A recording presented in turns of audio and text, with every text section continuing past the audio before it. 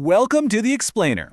Okay, today we are embarking on a truly fascinating cosmic journey right into the heart of how we build our local support networks.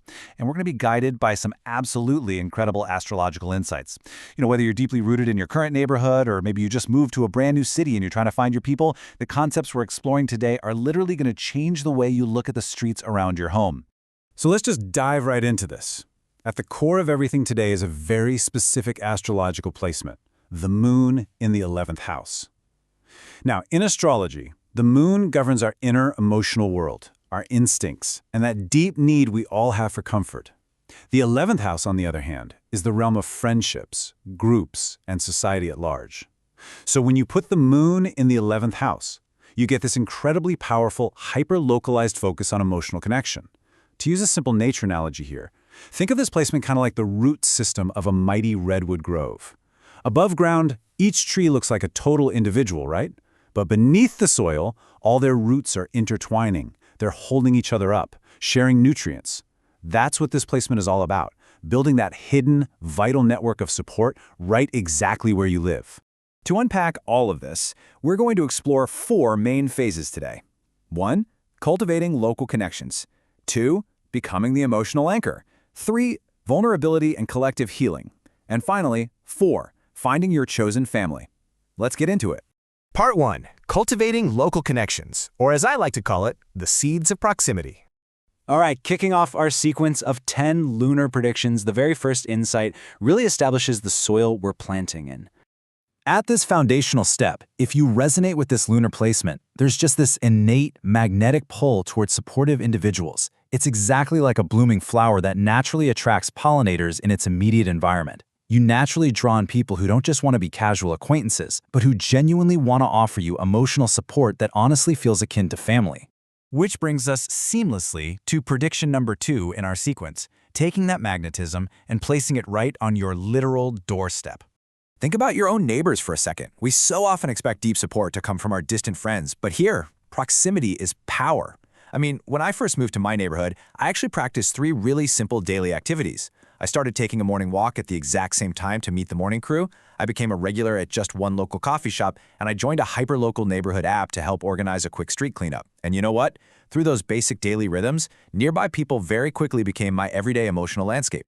And that beautifully illustrates the truth of predictions 3 and 4. Your social circles don't necessarily expand by flying across the globe, they expand through familiar, local environments. Friendships that are formed close to home last unusually long, and these local bonds feel deeply, deeply loyal. Just think of real-world successful neighborhood projects, like local tool-sharing libraries. You start out by just borrowing a hammer from someone 2 streets over, and then, over the years, that familiar little exchange blossoms into a fiercely loyal friendship built on shared geography and mutual trust. Moving into part 2, becoming the emotional anchor, the unexpected role. As our roots begin to deepen, we arrive at the 5th lunar prediction. Now, the gravity of this one simply cannot be overstated. Individuals resonating with the moon in the 11th house often transition into becoming a stabilizing force for their local networks. Going back to our nature analogies for a second, you essentially become the sturdy oak tree in a storm. While the wind is howling and circumstances are changing all around you, you are that grounding force that your neighbors and local friends look to for stability. You're holding space for others, grounding the collective energy of the group.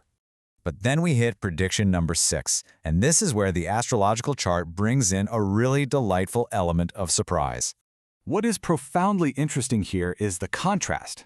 We almost always expect support to come from our lifelong friends, but the reality is often the unexpected local connection.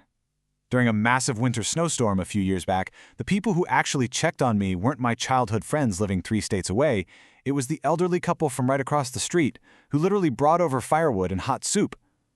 That kind of unexpected local support is a massive hallmark of this particular lunar journey. Part 3. Vulnerability and collective healing. The power of the group. I want you to honestly ask yourself this directly. Where do you turn when emotional instability strikes? When life throws you a major curveball, who actually makes up your immediate safety net? Reflecting on this primes us perfectly for the really incredible revelations this astrological placement has regarding community healing. Grounding ourselves back into the sequence, we reach prediction number 7. There is such a beautiful paradox presented here. Our society so often tells us that we need to hide when we're feeling vulnerable. Yet, this predicts that our weakest, most vulnerable phases are actually the direct catalyst for our strongest local bonds. Much like a forest that regrows with even greater resilience in biodiversity after a massive wildfire, allowing your local community to see you struggle actually fortifies the entire social ecosystem. Let's see how this all builds. Prediction 8 shows us collective empathy. You literally feel the pulse of your neighborhood. Then Prediction 9 reveals active healing. Your community involvement actually heals emotional instability. Think of the vast mycelium networks in a forest that transfer nutrients to the sick trees. In the real world, this looks exactly like a neighborhood meal train. When a family is facing an illness, the local community just steps in, directly fostering the long-term healing of the individual. Bringing this all together, just look at how profoundly our physical neighborhoods shape our inner emotional world. Your neighbors are literally shaping your daily feelings. The familiar spots down the street are actively expanding your safety net. And the collective mood of your environment, it touches your very soul. You aren't just living in a neighborhood, you are an interconnected living part of it. And that brings us to part 4, finding your chosen family, the ultimate destination. We have finally arrived at the 10th and defining lunar prediction, the destination of all those seeds we've been planting along the way. The absolutely crucial point is this: a chosen, family-like network forms through friends, neighbors, and social circles over time. This beautiful, fiercely loyal chosen family is the ultimate reward of the moon in the 11th house. It isn't forced, and it definitely isn't rushed. It's the mature, thriving forest ecosystem that emerges organically after years of just smiling at your neighbors, frequenting that local cafe, acting as an emotional anchor, and really leaning into collective healing. So I want to leave you with this final thought. Knowing the incredible healing power, the loyalty, and the deep connection that is quite literally waiting just outside your front door, how are you going to begin leaning into your local chosen family today? Will you go take that morning walk? Will you finally introduce yourself to that neighbor you see every day? The stars suggest your community is out there waiting for you. Thank you so much for exploring this with me today. Go out and plant those seeds.